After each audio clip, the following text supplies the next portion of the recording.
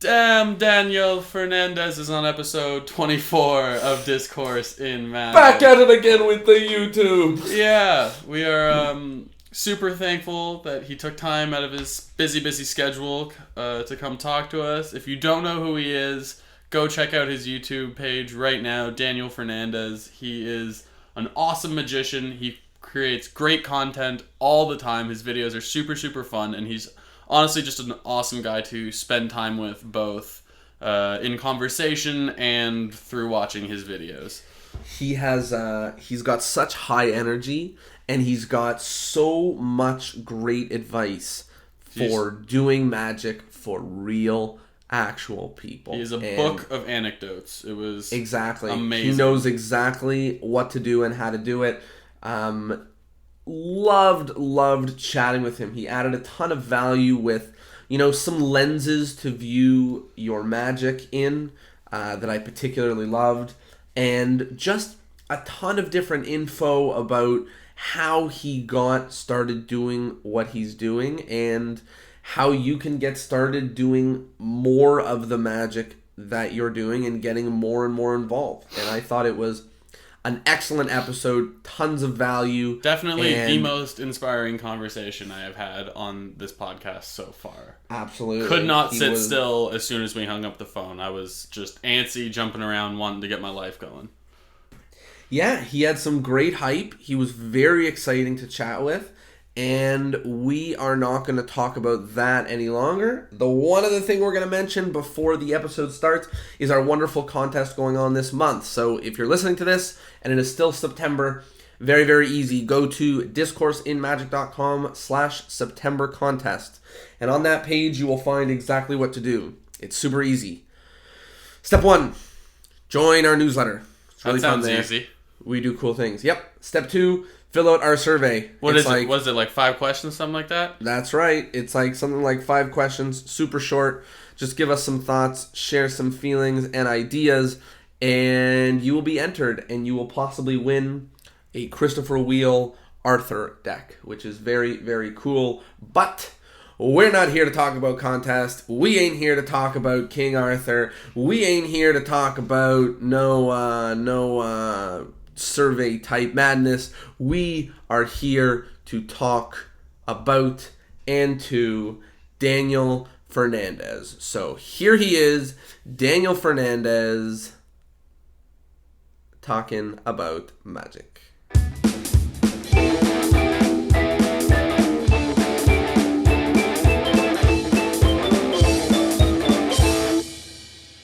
Hello everybody, and welcome to Discourse in Magic. My name is Jonah. My name is Tyler. And we are here with the one and only YouTube star, Danny Fernandez. How you doing? I'm doing fantastic. Thank you so much for that kind introduction. Man, you are killing it on YouTube, and Crushing the internet. It is absolutely such a hoot to watch your videos. It's just such first of all, they're fun videos, and if nobody's checked them out, I would just pause the video right now, pause the audio right now, and go check out some of the videos, and then come back so you can know what we're talking about. But they're such high energy, and there's always fun stuff. Thanks, man. Are you Canadian? Yeah, we are Canadian. Why? Can you hear it? Nice. I'm hearing the aboot. If you don't know what I'm talking about, that was a terrible impersonation, but yeah, that's really cool. And I haven't heard the word hoot in like forever, and I love that. Didn't even realize that I was saying it, but now I do. Watching this guy's aboot videos, I'm like, sweet. I'm honored. Thank you so much. Perfect. So we're gonna start the way we usually start. Tell us a little bit about how you got into magic.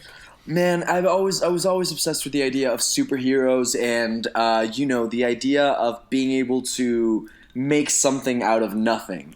So I always liked those movies growing up. And then when I was 10 years old, I was in London, and I was in this place called Covent Garden, which would be the equivalent of Hollywood Boulevard. A square where people get together and perform. And there was this street performer doing magic. He was doing like typical, ambitious routine and so forth. And of course, to me, that was just incredible at the time. So I made my way to the front of the crowd, and there was probably like 40 people surrounding this guy. He had a little crowd going on. And then, I was 10. I didn't really speak much English. I hadn't moved to the U.S. yet. And so I just go up, and I'm literally, like, standing 2 feet away from this guy. And he tries to push me back in the crowd. And I'm like, no, I am watching you closely, sir. And he took a red cloth, a red silk. He put it in his hand, and all the magicians will know he made it disappear. How? No, we're kidding. Yeah, I was like, how did he do that? One of the easiest concepts in magic, of course, but literally, if you're a 10-year-old kid and you... Even if you're an adult, it's amazing. Absolutely. Like, he puts a silk in his hand, he closed his hand, and it was gone. Yeah. And so I started yanking on his little tuxedo jacket thing, and I was like, how'd you do that? Of course I was like, how do you do that? I don't speak English, and he was like, fine, kid, go, there's a magic trick store, there's a magic shop down the corner. And I'm like, oh, thank you so much, thank you. And he's like, just trying to get on with his show, trying to get me away from him. And so I went, and I'll never forget it. It was like this, the woman that was working the shop, she was, committed to it. She was dressed in gypsy attire. She was missing a legitimate finger. And she decided, the first trick that she decided to do on me was, the one that cuts the carrot beforehand and then, slices through your finger. And I'm like, I'm going to lose. This is how she lost her finger. I'm going to lose my finger. And then I bought the floating match along with the thumb tip. And that changed my life, man. I was on the tram practicing the floating match that same day back to the hotel, and there was this big woman next to me.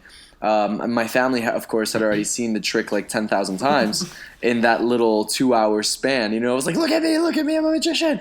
I'm putting the card under the match and above it, and it's still floating. Oh my gosh. And, this woman sitting next to us, just watched the match levitate on top of the card, and she was just like, "Ah, what are you doing, yeah, Blake?" It's almost the best type of magic when you don't realize someone's watching, and then they're like, "What?" Yeah. I'm trying to demonstrate it via video right now, but I know you can't see me. Like their eyes just widen up, and like they get this huge, like freaky face, It was the best, man. That was my hook, and since then I've just been, learning the craft. Yeah, that's one of the things about magic is it's just instant gratification. Yeah, something about magic. It's instant gratification, especially when you're a kid, you can impress an adult on such a severe level. Yeah. So tell us it's about powerful, man. It's really powerful. Jumping into YouTube, because that's a big thing. It's obviously, the spot where you're killing it, and it's one of the things that sets you apart from a lot of the magicians. It's sort of like, the modern day David Blaine, except it doesn't look like, David Blaine kind of looks like he's a little bit of asleep, whereas you look like you just chugged a couple Red Bulls, so yeah. It's the YouTube version. Tell us, how'd you get into that? Yeah, man. Thank you so much. First off,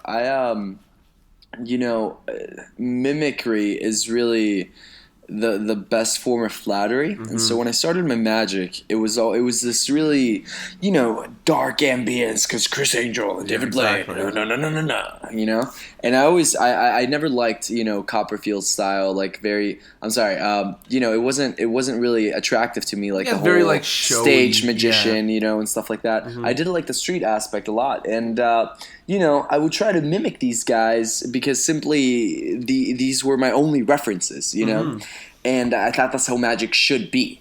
But I realized very early on, thankfully, that magic is so much fun. Magic is, for me at least, it's not meant to be this mysterious, omnipotent, powerful thing, which it could be. And, a lot of guys, I would say a majority of guys, make their careers and craft their careers in that tone, But I realized early on that it's supposed to be a playful thing. And it's supposed to be a flirtatious thing.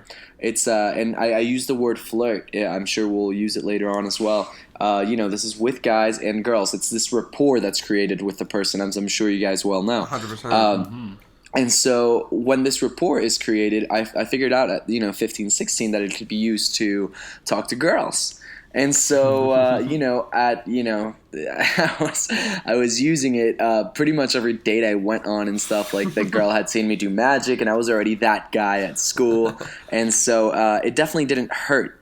And so when I moved to Los Angeles, I just got the idea, like, why not? Why not film the things that I'm doing, via magic? And so let's go out to the streets, film with some girls, and let's see what happens, And what, you just, like, called up a friend and you were like, I need you to hold the camera? Yeah, man. Oh, my gosh. My friends were just extremely supportive about it, I was going to all these different events, crashing all these different events, red carpet events, trying to sneak my way around in whichever way I could so that I could showcase my magic to, people in the industry. That's awesome. So because I was doing that kind of created like a validity along my circle, along amongst my friends, that they were like, oh wow, he's you were with like a George Clooney last night, and now you're coming to school. What is this? What is this? And so they were intrigued by that fact. And so when I asked them to help out, they were naturally inclined. And so we went out to the streets, and it just it started taking off from there, man. That's awesome. Such an exciting story that you just wanted to do it, so you did it, and that's really how hard it is. Oh yeah. Well, don't get me wrong. As far as if you're trying to go into the internet platform, and I tell it to everyone, be prepared for quote unquote failure. I really don't believe in failure. I believe in giving up. I believe failure only exists when a person decides to give up. For sure. But regardless of the fact, you don't fail unless you stop trying. You know what I'm talking about? Yeah. So I tell people, quote unquote, be prepared for failure, because the first couple of videos that you're going to put out, and even for years, the videos that you're going to put out, it's going to, 20 people are going to see it, and 19 of those people are going to be you refreshing the page, and the other one is going to be your mom, Yeah. So it's you gotta try. You gotta jump on it, and it's it sounds pretty in textbook, like, oh yeah, I decided to do it, and so I did it. It is, but it's also you got to be committed to it. You know what I'm talking it's about? heart wrenching. There's ups and downs, and there's you put a lot on the line putting yourself out there, right? Not really. I think you put a lot on the line not putting yourself out there. Fair. You know what I'm talking about? Fair. I think you are gonna mess up, at some point or another. Period. Everyone does, but it's not about how many times you fall. It's about how you get up. You know what I'm talking about? For sure. And that is much living with those sort of mistakes, quote unquote, or amazing growing experiences, like I like to see them, is much better than wondering the rest of your life, what if I would have done that? What if I would have put myself out there? I think that's a much bigger burden. For sure. Wow. And also the committing to putting up videos regularly helps. Yeah. It's like anything else, practice makes perfect. A magician's really good because he worked in a restaurant for 5 years every Thursday and Tuesday. It's the same thing as getting great at, making videos because you've been hustling every week. Yeah, man. I feel like especially in the magic world, everyone goes through their ups and downs as far as, consistency with their craft. I know I went through a patch in my life because I picked it up at 10. At 13, I was performing professionally at weddings and birthday parties and so forth. And but there was a period of time, maybe from 15 through 16 or 16 through 17, that I just dropped it. I didn't want to learn anything. I was just but whatever. And just I feel you. I would be irritated whenever people would say oh, he's a magician. I'm I have to perform and everything like that. And then I don't remember what sparked it again, but I was this is such a gift to myself and to people that I can bring this emotion out on people. This is something that has to be cherished and practiced.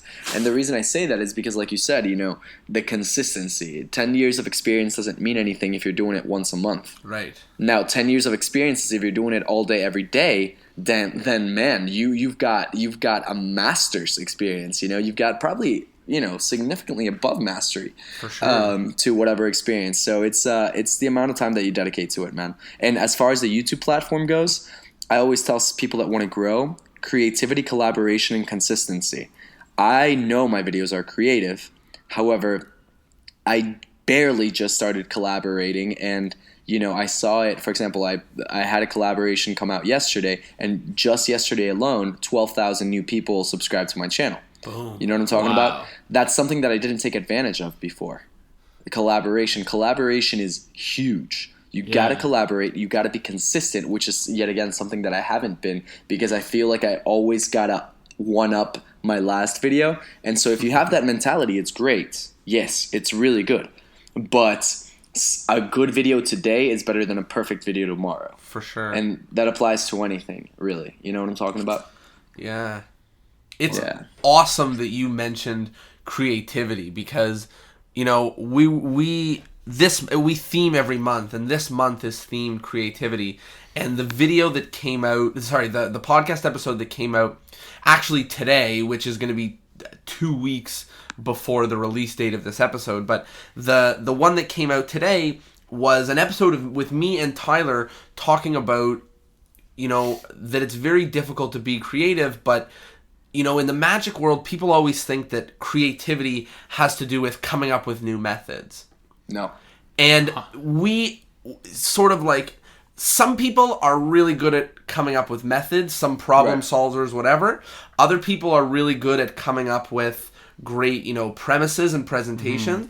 But other people still are good at, making great videos, or are good at deciding what to wear and what music to play during their act or during their, you know what I mean? There's so many different elements, ways, so many different that make aspects, up the magic man. experience. So many different aspects, so many different experiences that you could give to the person.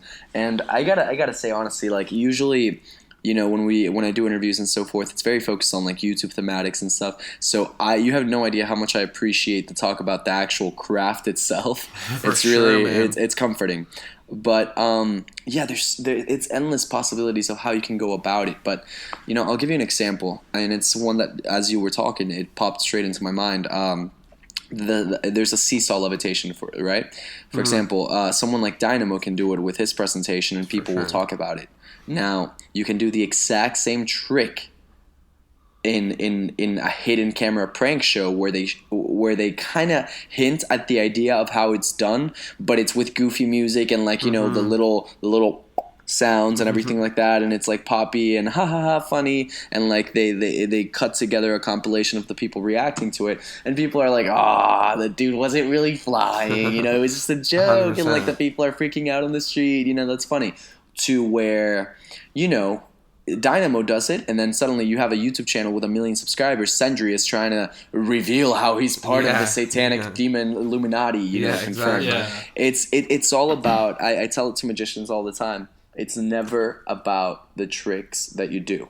You know what I'm talking about? It's not creativity doesn't come necessarily from creating new methods. It's about taking those methods, expanding on them, making them your own, and creating a memorable experience for your audience in a way that's going to be enjoyable to them. Period. So awesome that you say that. It's kind of it sort of keeps coming up, but it's good. That's sort of the purpose of this whole podcast. We came into this, our mantra. Exactly. We came into this with the sort of attitude that magicians, and I'm sure what I'm talking about if you spend a lot of time with magicians, but everyone's talking about the newest methods, everyone's buying the newest everyone's that perfect, right? And no one is talking about all the important parts. There's about a dozen books in magic, maybe more, but there's about a dozen books that are go-to books to talk about theory, and there's a couple books talking about business. And other than that, people are just churning out methods, and we're all buying them, Yeah, man. So we started this thing exactly. You can have a career. Look at Uri Geller, for example. Someone like Uri Geller who crafted an entire career, and not only a career, a long longevity, time filled and very very enriched career that he played off using one method. You know what I'm talking about? Yeah. Again, would I ever go that route, going the supernatural psychic route? Absolutely not. No. Absolutely not. I tell it, I make it very clear to people. I used to when I was younger, and people used to swear I was a devil, For sure. And it's a very negative connotation to have, but The last thing I want is my audience to fear me when I'm done doing magic. Absolutely. I want them to love me. You know what I mean? Absolutely. So many kids, especially like in the Magic Castle and so forth, they believe that, ooh, if I get this last trick, it's going to be the most impressive thing. Ooh, if I get this, no. You can take a double lift. You can take whatever trick you have right now, and you're good. Like, if you're listening to this and you do any magic, you got plenty. You got plenty, because it's all about how you use it. It's all about what you do with it, you know? Take this, for example, a game like soccer, football, you know? Mm-hmm. The whole purpose of the game is to put the ball, through the goal, obviously. That's the whole thing. Take that being like a magic method, right? Now, why are Cristiano and Lionel Messi the best players in the world? Because it's not about what they do. There's a lot of players that put the freaking ball in the net. Mm-hmm. It's about how they do it. That's the most important thing. The presentation they have, the sort of plays they create. You know what I'm talking about? The mentality, like their personas, in and off the field. Yeah. It's about how they do it. Period. 100%. So when you're performing in your videos, you do have a sort of character and style with your personality, which I see sort of coming through just talking to you now.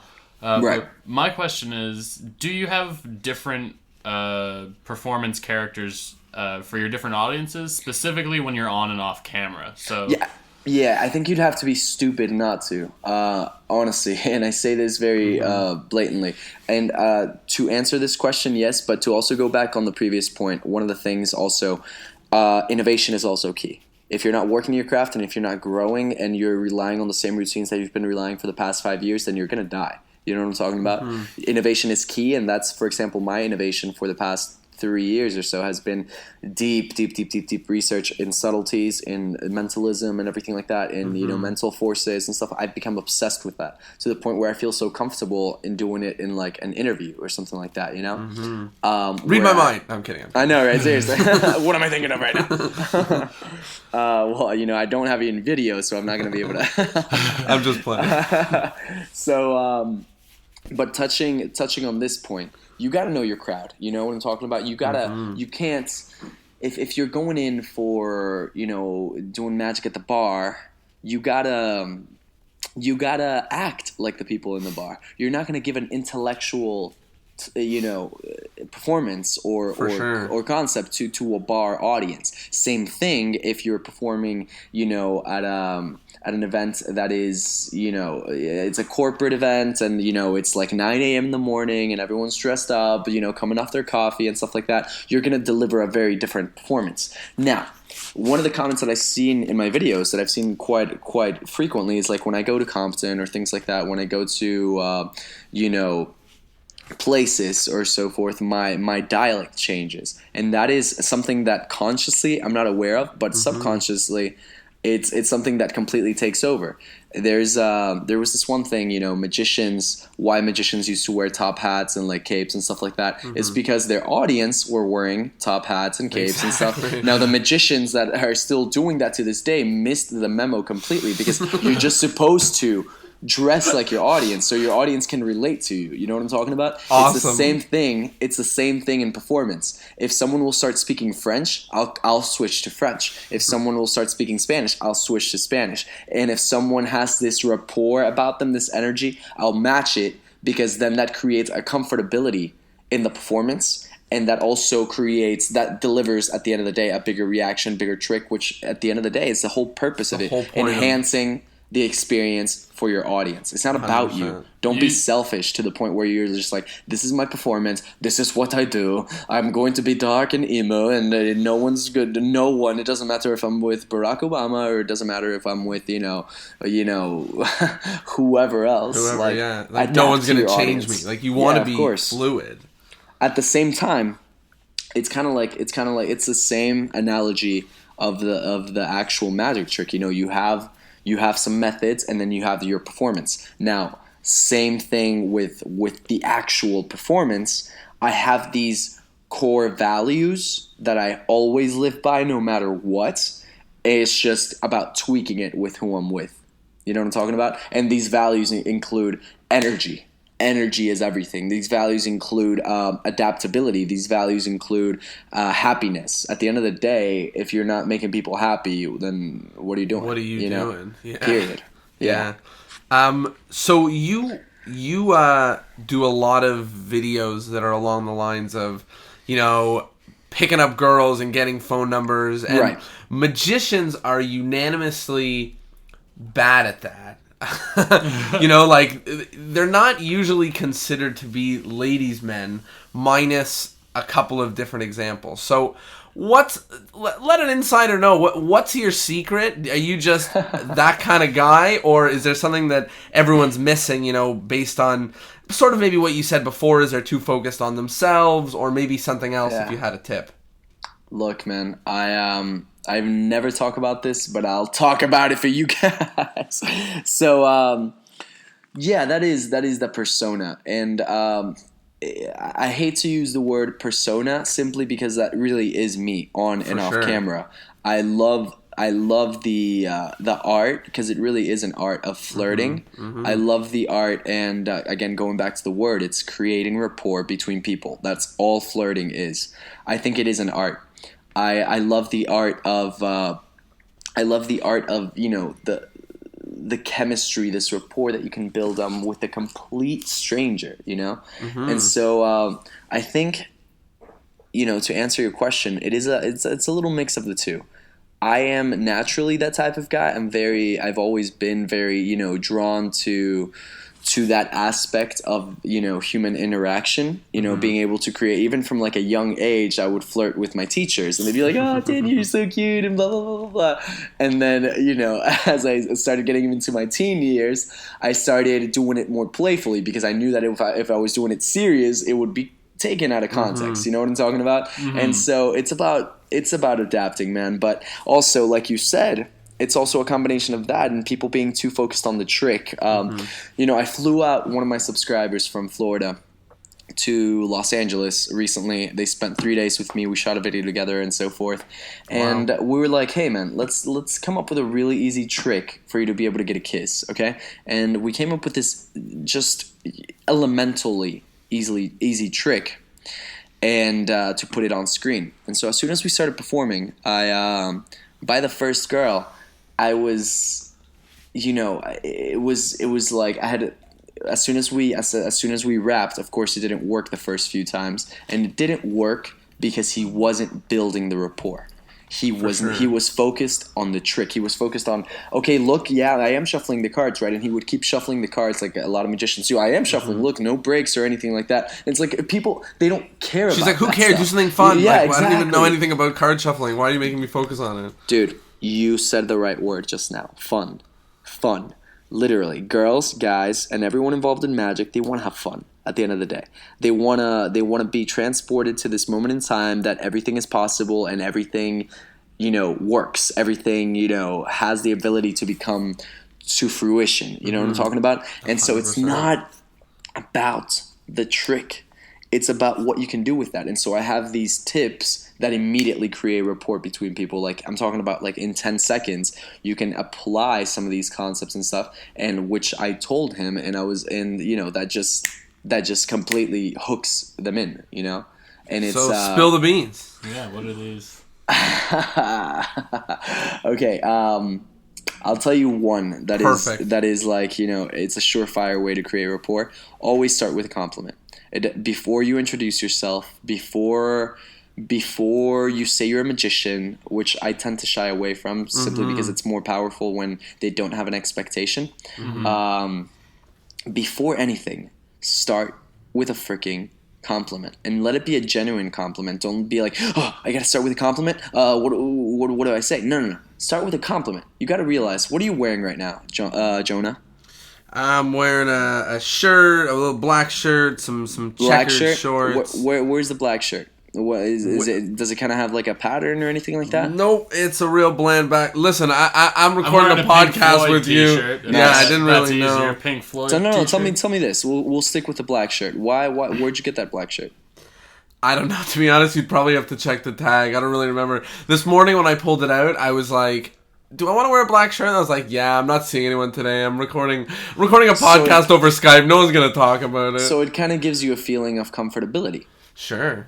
That's it. So that's what I would play into. You know what I'm talking about? So when I see your shirt, I would immediately ask you what it means to you, and then riff off that. You know what I'm talking about? It would be like, for example, if girls are wearing, a blouse, you gotta realize that everything a person is wearing, they had to buy. They had to, unless they made it, which is even more significant. You know what I'm talking about? Right. Like, they had to buy. They were at a store. They liked it. They picked it out. They put it on because they thought that it was either going to, subconsciously or so forth, it either gives them significance. If it's something like Louis Vuitton or anything like that, it makes them feel comfortable, which is even a greater feeling. Or it gives them a feeling of uncertainty, like, oh, someone might compliment me on this. Or I'm going to get so many compliments on this and everything like that. And the problem is that a lot of people don't. Right. You know, they internalize everything. Like, I'm one of those people that I see something and I'll call it out like it is. Like, if I see something unique about you, everyone has something unique about them. That's what I'm trying to say. And so let it be a genuine compliment. Don't just say, hey, I like your shoes, when they're wearing sandals that, they obviously... genuinely pay attention. Like, genuinely pay attention to them before you approach and say, hey, man, that's a really unique shirt. Hey, man, that's a really unique face tat. Hey, man, that's a really unique... it happened yesterday in the elevator. This guy had a very unique face tattoo. And what that allows is, first, that, brings down their walls immediately, because it's like, oh, thanks so much. Like, dude, wow, thank you. And then it also creates conversation, because they'll probably start talking about it immediately. Oh, my God, yes, I got it in so-and-so and so. And that immediately allows conversation. Or... if they don't, they're just like, oh my God, thank you so much. Then you can jump in, where'd you get it? Or what made you get it? Or does that make sense? And 100%. So that compliment just breaks down every sort of wall that they could build up. And it allows them to keep riffing on, or you to keep riffing on, and then you can pick out things from the conversation to keep going. And then usually in my videos, you don't see the 5 minutes, 10 minutes or so that I'm talking to these girls, because that would be a 30-minute video just for one interaction. Right. You know what I'm talking about? But I pull things from the conversation, and then I bring them back later on in the trick, which makes them pay so much closer and much more attention to the magic. Right. Because they're more sort of inclined to find out who you are and what you're doing, like they've invested something in you by sharing. If someone's paying attention to you, odds are you're going to pay attention to them, right? Exactly. That's the whole point of it. Where do you get... Go ahead. I'm sorry. To finish off that point too, not only to have a good interaction as far as like magic, you're literally doing this to make their day better. At the end of the day, it plays the complimenting, the magic and stuff. It all goes hand in hand to make someone's day better. For sure, and you're adding value to them. That's you're it. Giving. You're doing positive things. Like, there's nothing, you know what I mean? Like, that's sort of half the battle. When a magician is very mysterious, they're asking you to do strange things, and people are very hesitant and on their toes, and that's how a lot of people sort of grew into doing magic, with like a, hey, look at this trick, and not socializing, and then it being something very fun that you can do that adds excitement and positivity, instead of it being a replacement for personality. Completely. It's so true. Yeah. Where do you get your ideas for your videos? Because you churn out a lot of videos, and unless there's a celebrity, it's just you and other people. So it's not like there's like 30 of you doing different things with different, you know what I mean? It's you out there on the street doing magic, or inside recording with some cool people. Where do you get your ideas? Yeah, man. Thank you so much. I really appreciate that, first. And secondly, I garner ideas from, I would be lying if I said I didn't pay attention to what's going on in the magic world. So I do pay attention to that, and I always try to see how I can make that my own. First off. Secondly, I love the idea of creating. I love taking concepts, whether, like I said before, subtleties and so forth, and relating it to the real world, For example, I did one recently with an iPhone password or so forth, that's taking just like typical subtleties that you would get in conversation. Again, if I were to put the full video, it would take 30 minutes or so forth. Sure. But it was taking subtleties and applying it to, how can I unlock your password, and if I can unlock your password, I can unlock a date with you. You know what I'm saying? So it's all around the idea of creating rapport between people, and it's also seeing what's going on. If Pokemon Go is trending, okay, what can I do for to drop some subtleties on Pokemon Go? I have no idea what I'm gonna do because I don't play Pokemon Go. We used to watch it as a kid, but okay, how can I relate to this news jacking that's taking massive speed right now, and how can I put that into the real world? So you do sort of get both the like option and the ability to jive on what's currently going on. I'm sorry, can you repeat that? Yeah, well, just that you have the ability as a YouTuber to be able to change and create new content based on what's going on in the world, Yeah, it seems completely. like such a genius sort of like structure to sort of look at what's trending and then add magic to it. That's it. Like that's it. If you steal it, I'll kick your butt. I think someone that did a really, really brilliant job on it was Kaylin Morelli. Absolutely. With the weed video. Yeah. He saw something that was trending. He, even though, regardless of it being fake or not, it definitely did its job. He saw something trending and he jumped on the wagon. That's awesome. Yeah. So tell us a little bit about the beginning phases, because I know for a lot of people, like, Magic Online right now is one of two camps. It's either really entertaining or it's like, magicians filming a video of their crotch with a pack of cards over it doing a weird shuffle and nobody cares.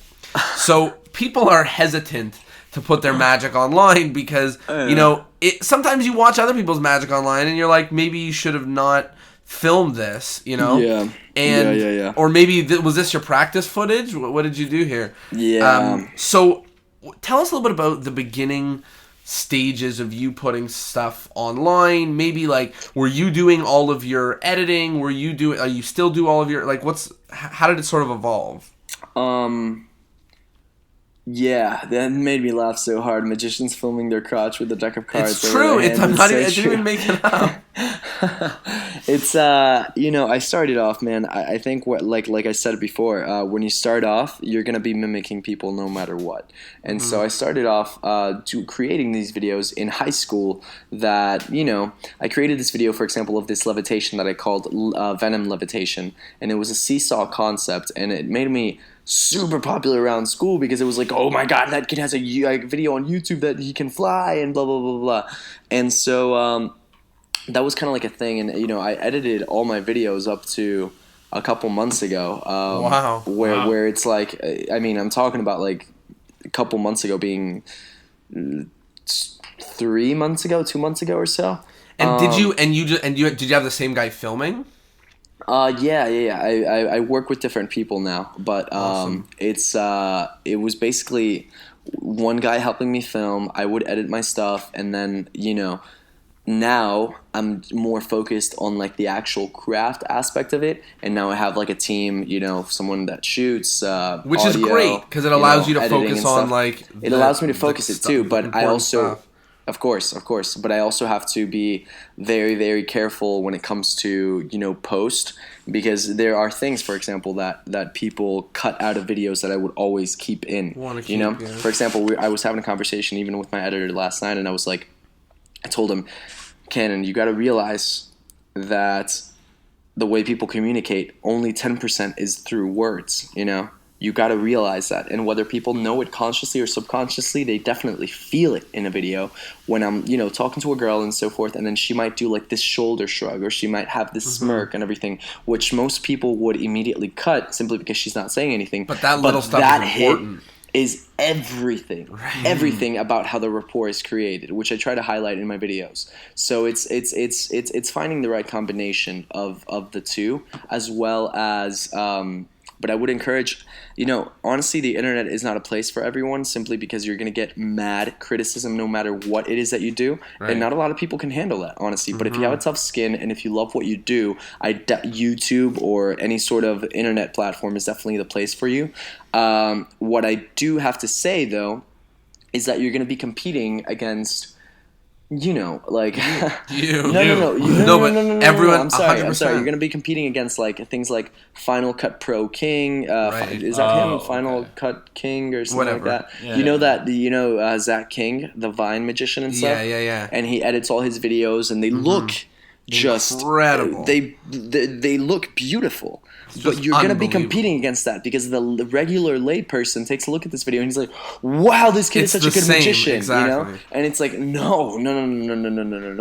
Those are things happening in videos. This is like real life, buddy. Like, this is not edited. You know what I'm talking about? This is real. These reactions are real.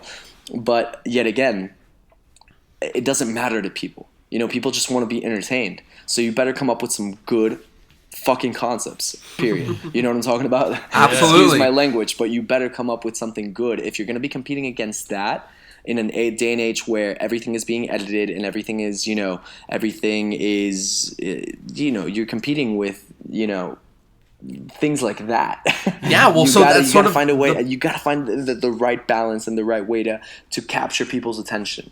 Exactly. It's sort of like the pro and con to YouTube is the pro is like you have the whole world to listen to, but then the con is that you have the whole world to compete against, right? Right. So you sort of need to carve out your own space and kill it. Right. So that... Right.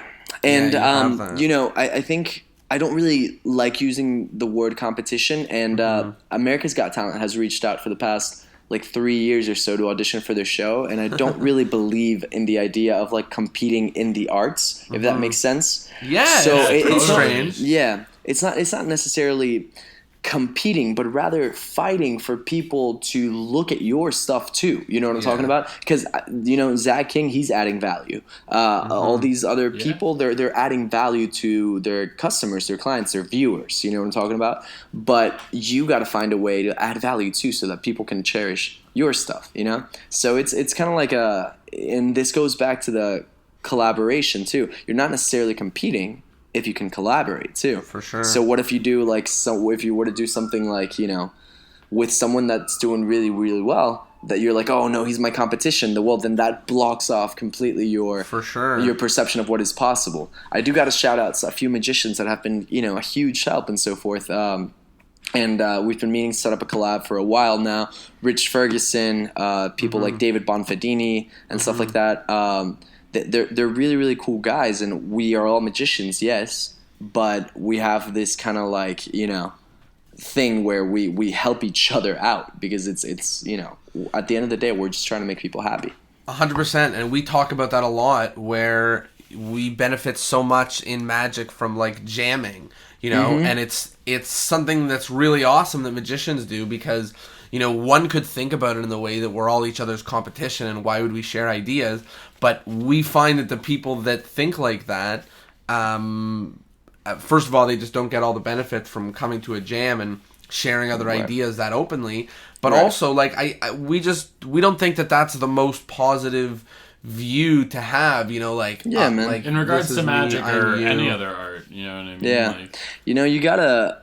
It's funny because I think magicians are very closed off to the fact simply because, for example, if you're a soccer player, and people are like, ooh, you're a soccer player, oh, that's really, really cool and stuff. They'll talk to you about how's training going and everything like that. But there's a lot of soccer players in the world. If you're a musician, same thing, There's a lot of musicians in the world. If you're an actor, same thing. There's a lot of actors in the world. There's not a lot of magicians in the world. And so immediately when you introduce yourself as a magician, people are like, ooh, have you seen Chris Angel do that? Have you seen, are you going to be as big as David Blaine and stuff? And so they have this, and this is people, this is regular people that create this competitive edge for us. And magicians take that very seriously. They sometimes run with it, and it's like, yeah, man, I can't disclose my secrets to anyone, and blah blah blah blah blah. And so the kind of idea for collaboration and so forth immediately dies simply because we're supposed to be in competition with one another. No, You know, like I said before, at the end of the day, it's about what people take away with it, and it's not, there's not a pie. You know, a lot of people think like, Exactly. you know, there's not going to be any pie left for me. No, dude, you create your own pie. You got to get the flour though. You got to get the sugar. Yeah. You got to mix it in. You know, you got to put it in the oven. And then you enjoy the pie. But it's not like a pie that is there for limited people to eat. You know. 100%. I think that's totally spot on, and I think that it sort of helps feed into what we're doing here. Just sort of bringing magicians together, sharing ideas, and talking about it. And I think that it's awesome that I just love the way that you put that with the pie, because I think that it's sort of it's a good way to sum it up, because some people are very worried that other people are going to take what they're doing, but Right. I think there's so much room for magic to be in the world, even more than it is right now, that it's our job to band together and help spread it instead of compete against each other. And Completely.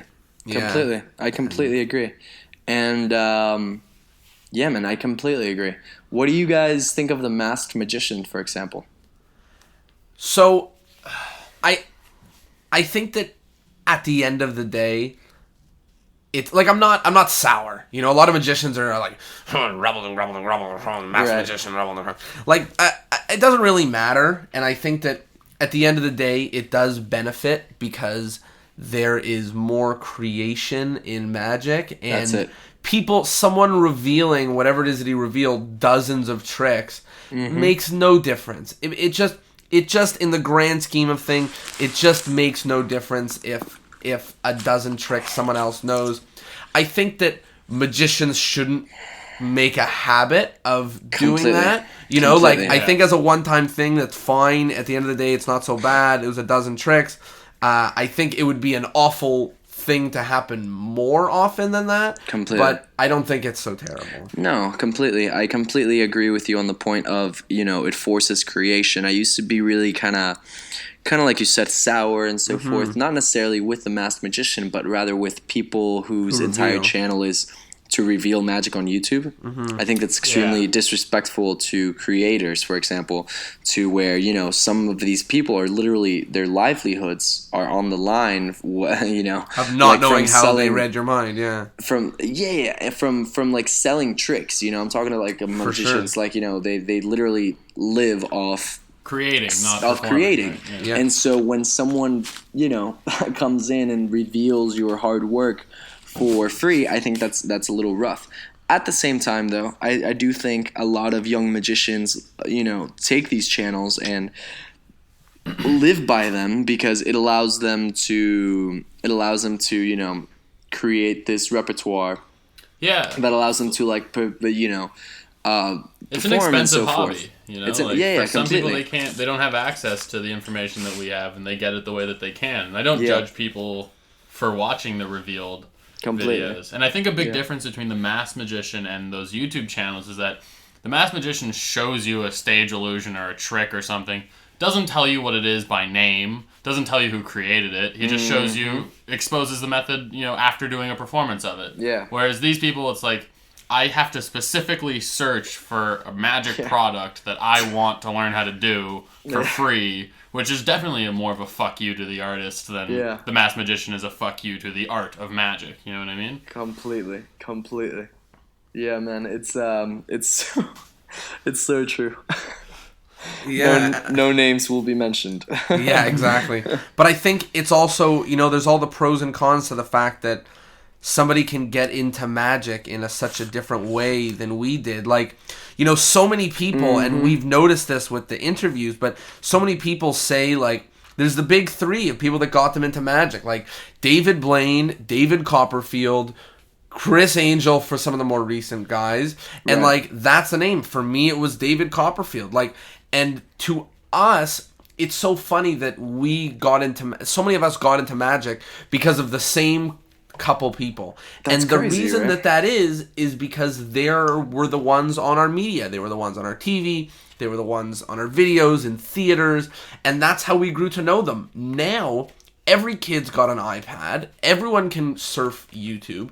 And it's awesome that people could, and I'm sure, have you had the experience that someone has told you that they're doing magic because of you? Oh man, it happened. That's crazy to me, but it's so absolutely exciting, and I've insane. had it too, but not on a scale like what you're talking about. It's absolutely insane. I hosted a screening at the Fox Studios two nights ago, and this fan wrote to me on Twitter like, "Hey, can I please come?" And I'm like, "Absolutely," because I had 5 spots open for people from Twitter to be able to make it.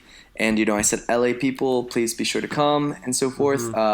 And I would basically pick 5 that would be really excited about it.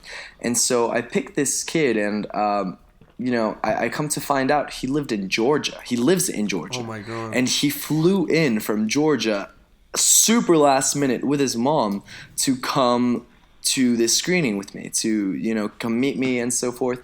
And I fell in love with his story. I really, really, really did. And it was a very beautiful thing because his mom pulled me aside for a bit, and she said, "You are the reason he does what he does. You are the reason why he's majoring in film in school. You are the reason why he magic has taken over his life. You are the reason, everything. We're here, And I'm like, oh my gosh, like that. That's pretty heavy. Yeah. Sometimes you get lost behind the numbers of the screen, thinking they're just numbers, and you don't actually realize that It's a human being. it might be a lot of young kids like I used to be they're looking up at me and at us, They're And now it's- you pulling on their jacket saying, "Tell me how it works. Tell me how it works." it's beautiful, man. It is honestly beautiful. It really, really, really is. I think that's awesome. One more question. You've got a lot of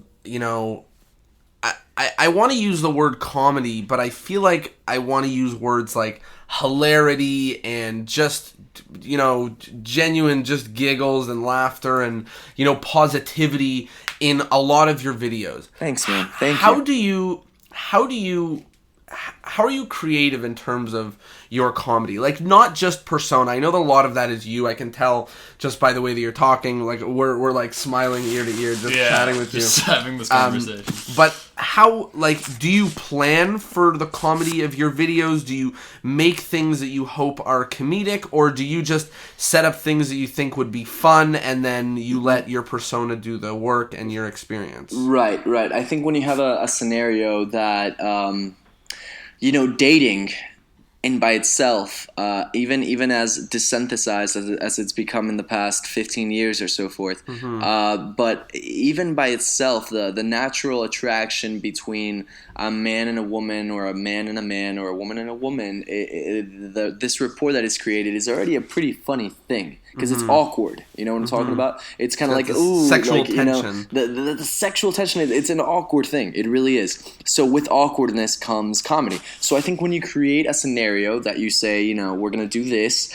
and this is how we're going to do it, as far as like a certain trick goes, or like just a certain performance, you can definitely, once you have this playing field that allows for comedy, I think it's easy just to riff off of it. But as far as like planning it and so forth, no, it's never planned. It's never scripted. It's never something that, we're like, okay, we're going to hit this beat and it's going to be a funny thing. No, I just, as you perform more and more, I'm sure you guys know this well, you get a good sense of like comedic timing, and you get a sense of like when the beats should happen. It's just about like, like seeing the beats and making something out of them, like evaluating where they're at, like seeing where you're at with the person and making something out of it, instead of just like letting it die.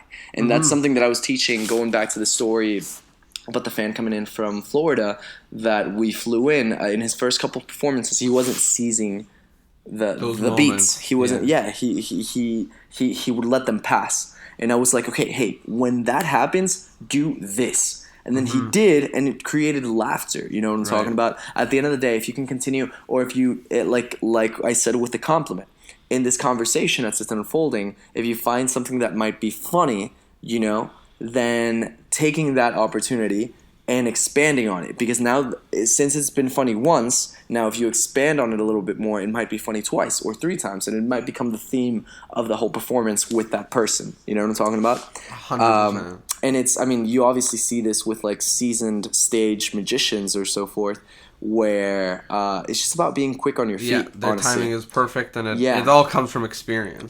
That's it. Literally, you took the words right out of my mouth. It all comes from experience. And how much you do it, how much do you invest into it, 100%. We're sort of wrapping up, but one of the things that we do around the end of the episode is we sort of each go around and we mention something that either came from this conversation or out of this conversation that we think is an interesting take-home point, something of value, either that we took or for people that are listening. For me, I just think that what you do is so awesome, and I love that you said that magic is flirtatious. And I think that is a really, really good way to describe it, and a really good spin to put on magic. Often we get so caught up in the tricks and the method and the performance and all these different little things, and just viewing it as fun and flirtatious, and that's sort of ingrained in it, I think is an awesome view, and it's something that I'm going to keep with me. Tyler, do you have anything? I liked how you spoke about your personality, and your personality just being, like how you adapt for other people, and like, again, it being flirtatious, and that you try to walk away having every magical experience be positive. And if your personality is reflected in your magic, and your magic is reflecting your personality, then pretty much every interaction that you have with somebody is going to be a positive experience if your goals are in line for your performance and your own persona and your own person, which is sort of a inspiring and exciting way to think about what we do. So that's sort of what stuck out in my mind. Completely. Do you have any take-home thoughts from the conversation, either that we came up with or that you want to tell the people? I really like how you guys expanded on the idea of not focusing on what you're doing, but rather the performance. The performance is absolutely everything. And if you're a young listener right now, taking away all these amazing points that you guys brought out, but also just remember this. It's never about what you do, it's about how you do it, period. Sure. That's everything. That's gonna define you, And so make it be fun. Let it be, find your niche and finding your voice. I think that's one of the most important things, finding your style, In the beginning, it's okay. It's okay. I wouldn't say ever copy anyone by any means, but of course you're going to mimic people. But find your voice, As the more you do it, the more you're going to see what you like. And if your style is very dark and mysterious, perfect. Explode that, Make it be the best at it, But it's focus. Don't get so in your head about the tricks and their workings and their methodology and how they work, but rather sometimes simple is power, Simplicity 100%. Is power.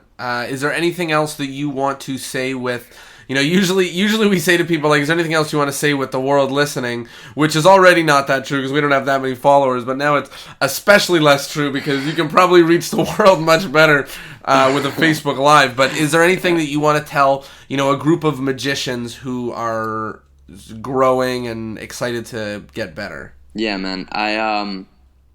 I think it doesn't matter what you guys end up doing. I know a big percentage of you won't, have the drive or so forth to want to pursue this full time, simply because it is a very rocky career, especially in the beginning, But whatever it is that you guys end up doing, remember that magic is always a huge key.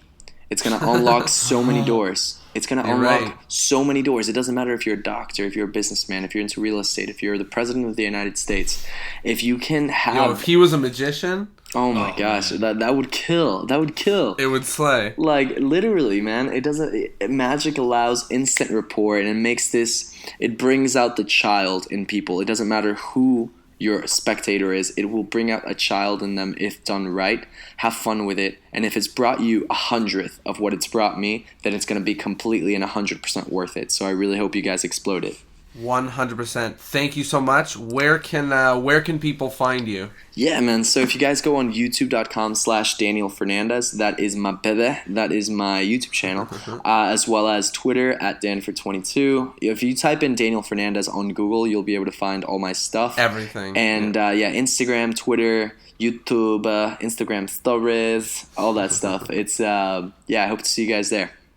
killing it, awesome, and we absolutely love your videos. We watch all the time and have a good laugh. Thank you so much for the interview, and we will speak to you soon. And get excited for all of our followers to run over and jump on your page. Dude, get a couple dozen likes. No, I'm kidding. I'm so pumped.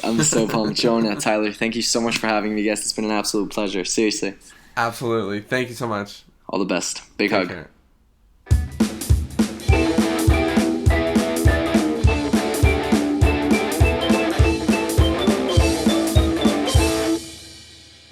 Bam! There it is, episode 24. The old 24. The twofer. The old twofer. Yeah, the old DIM. Discourse in Magic. Yeah, dog. With Daniel Fernandez, which you know already, and I hope that you feel as excited and enthused as we did after chatting with him. Yeah, he's super inspiring guy, as I mentioned before. A lot of very interesting ideas about magic and how to make your magic great and personal and flirtatious, which That's the word. That's the word, right? That's the money word. And yeah, just a big thank you. I hope you guys enjoyed it. And if you did enjoy it, I would enjoy it more than I already did. If you went on iTunes and discourseinmagic.com and Facebook and Twitter and Instagram and all the places and just said something nice about us. Give it a share, give it a like, a thumbs up, a comment. Shoot us an email. Tell us what you liked. Tell us what you didn't like. Because, it makes us happy. And that's what we want. We want to be happy. We want to make you happy. We're trying our best. Are we trying anything this month to make people happy, Jonah? You know what? Let's do it. Let's tell them about it. We are doing a contest. I think we already mentioned it, but we're going to keep mentioning it because I know that there are you at home not doing the contest. So it's time to do the contest. The contest is very easy. You got to go to discourseinmagic.com/September contest. There's 2 easy steps. The first step is to join our newsletter. That's super easy. That'll take 3 seconds. The next step, that is to do our contest. That is super easy. Do our survey. Probably do our 1 survey. minute. Oh, our survey. That's right. The contest is do the survey survey. is inside of it. That's right. Yes. So super duper easy. The contest is just 4 or 5 questions. The something like survey that. is 4 or 5 questions. Damn it! I don't know how to speak. The survey is 4 or 5 questions. The contest is the survey and the newsletter, and my life is a mess. But if you succeed in filling those 2 things out, What do you win? well, you're entered Oh. in a contest to possibly win Chris Wheels Arthur. And if you don't know what that is, it is actually on that September contest page. So that's www.discourseinmagic.com/September contest. And we want you guys to win. So go do it. Awesome effect. Awesome right. effect. Right now. Go do it. Go. You have nothing else to do. Unless you're driving, in which case, don't do it. Don't drive. Not if you're driving or operating any sort of vehicle. Or... You know what they say? Don't contest and drive. Yeah. Very against the laws of physics. Okay. There it is. Episode, the old twofer. Of Discourse, the old twofer. Of Discourse in Magic. And next week, we will be at episode 25. Wow. Waluigi. That's time flies. The old quarter. Yeah. The old quarter. Well, there you go. Discourse in Magic. See y'all later. Peace.